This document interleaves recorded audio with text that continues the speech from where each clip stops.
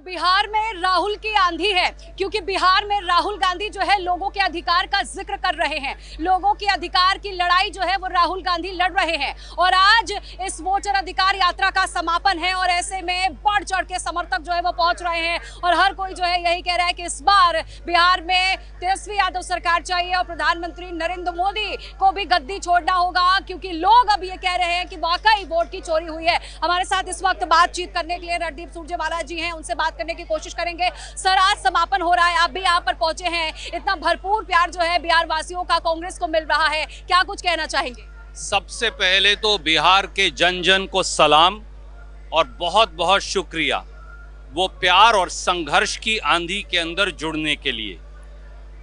Vote अधिकार यात्रा अब एक बलबला है, एक क्रांति है, बदलाव का एक सूचक है प्रदेश और देश में। जो बिहार आज सोचता है वो देश और दुनिया कल सोचती है। हम हमेशा ये कहते हैं, वोटर अधिकार यात्रा, वन मैन वन वोट का जो प्रिंसिपल को खत्म करने का भाजपाई षड्यंत्र है, उसके खिलाफ एक गूंज है। वोटर अधिकार यात्रा संविधान और प्रजातंत्र पर हमले के खिलाफ एक बलबला है।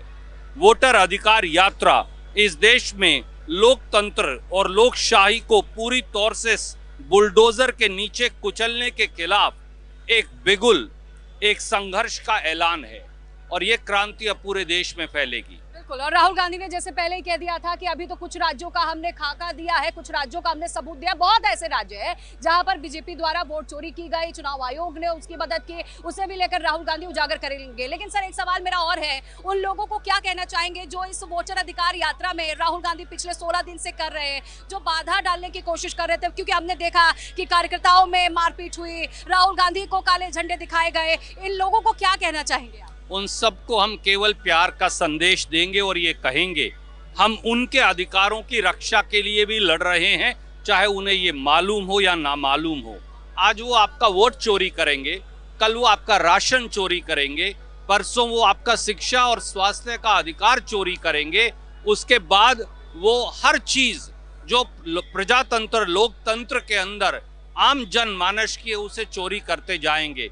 अधिकारों पर इस हमले के खिलाफ है वोटर अधिकार यात्रा, इसलिए हम उनके लिए भी संघर्ष कर रहे हैं जो काले झंडे दिखा रहे हैं, उनके लिए भी। बिल्कुल, अब देखिए वो तस्वीरें भी आपने देखा कि जब काले झंडे वो लड़के दिखाते हुए राहुल गांधी को नजर आए तो राहुल गांधी ने बड़े ही प्यार से उन्हें टॉफी खिलाई। लेकिन सर, ऐसे में बीजेपी ये भी आरोप लगा रही है कि कांग्रेस की तरफ से लोगों को भ्रमित किया जा रहा है। बीजेपी यहाँ तक कह रही है कि जिन लोगों के वोट कटे हैं वाकई इनके वोट नहीं कटे हैं, ये कांग्रेस के ही लोग हैं जिन्हें कांग्रेस भेज रही है और कह रही है कि कहिए कि हमारा वोट कटा है। तो अगर 65 लाख लोग जो चुनाव आयोग ने आंकड़ा दिया है वो कांग्रेस के लोग हैं जो काटे जा रहे हैं, तो राहुल गांधी जी का इल्जाम सच साबित हो गया कि वो कांग्रेस के 65 लाख लोगों के वोट काट रहे हैं, आरजेडी के 65 लाख लोगों के वोट काट रहे हैं।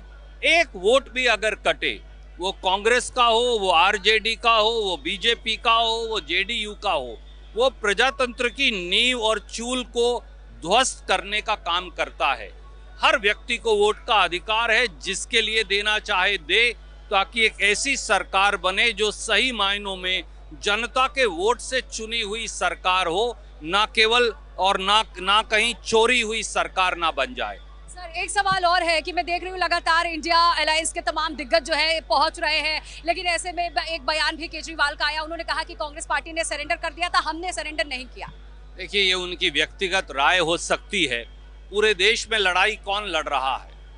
वो राहुल गांधी जी लड़ रहे हैं और हम उनके लिए भी लड़ रहे हैं जो हमारे खिलाफ है, क्योंकि प्रजातंत्र में सबको समान अधिकार होना चाहिए, तभी संविधान बचेगा। थैंक यू सर हमसे बातचीत करने के लिए। तो देखिए, सर ने साफ तौर पर कहा कि चाहे लोग हमसे घृणा करें या फिर अफवाह फैलाने की कोशिश करें या लोग हमसे नफरत करें, लेकिन कांग्रेस पार्टी हमेशा मोहब्बत जो है लोगों के बीच में बांटती रहेगी और राहुल गांधी जो है लोगों के अधिकार के लिए आखिरी दम तक लड़ेंगे और तब तक लड़ेंगे जब तक ये वोट चोरी का काम जो है पूरी तरह से बंद नहीं हो जाता। कैमरामैन फारूक के साथ सिमरन पटेल, गांधी मैदान, प्राइम न्यूज।